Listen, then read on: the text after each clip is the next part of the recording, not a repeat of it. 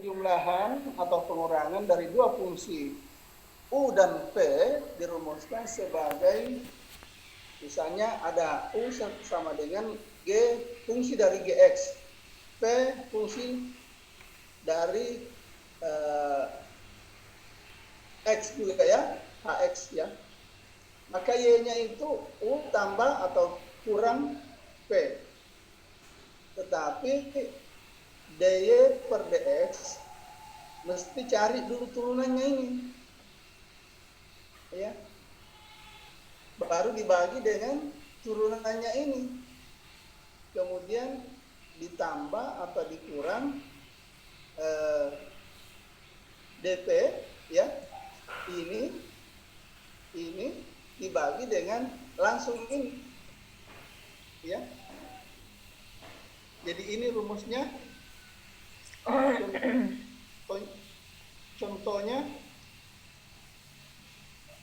bisa dilihat.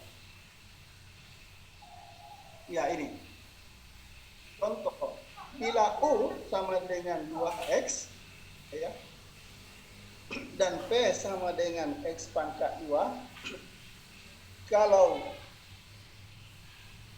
U dan P ditambah, atau dalam hal ini 2X ditambah X pangkat 2, maka turunannya itu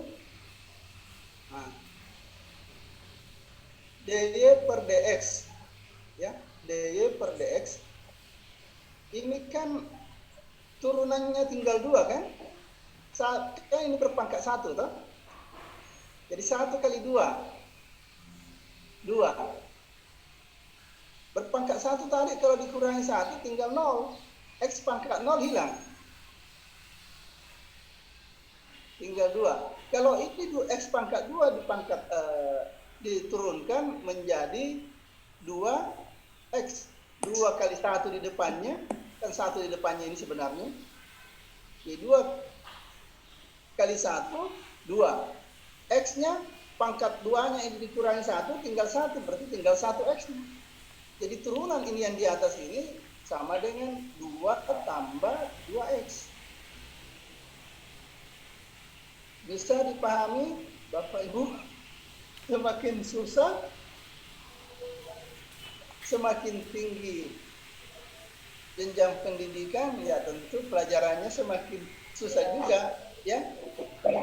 Prof, bertanya. Ya, silahkan Bu.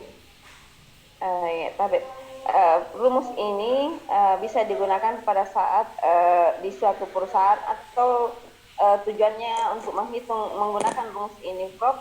Terkadang kita pergunakan di sistem perdagangan seperti apa? Produksi, ya.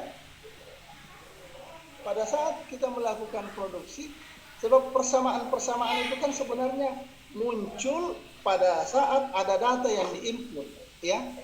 Ada data yang diolah, kemudian keluarlah persamaan. Persamaan itu dijadikanlah alat untuk menghitung berapa produksi yang dihasilkan supaya hasilnya optimal, ya. Berapa produksi atau penjualan seharusnya supaya hasilnya optimal, ya. Sama dengan ada juga yang namanya break even point, ya.